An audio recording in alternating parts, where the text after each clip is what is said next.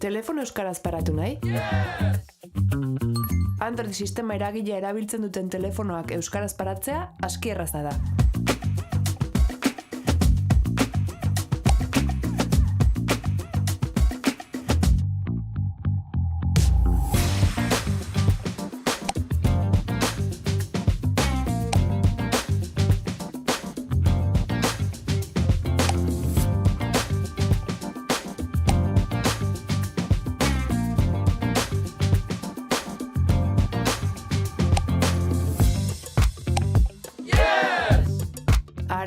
Mugikorra euskaraz erabiltzen ari naiz, ea ba. Eguraldia, egutegia, argazkitxo bat. Eta aplikazioak deskargatzeko, proba dezagun Spotifyrekin Play Store erabilita, euskaraz noski.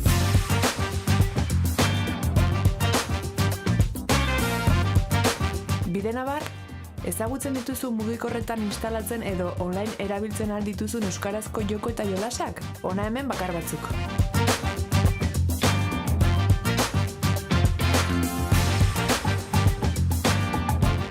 Eta oroitu, zure nabigatzaileak erraten dio interneti zein hizkuntzatan nabigatzen duzun. Hala, web garatzaile, robot eta interneteko enpresa handiek informazioa jaso eta horien arabera erabakitzen dute edukiak euskaraz eskainiko dituzten ala ez. Beraz, interneten ere euskara existitzea nahi badugu, bertan euskaraz aritzea ezinbertzekoa da.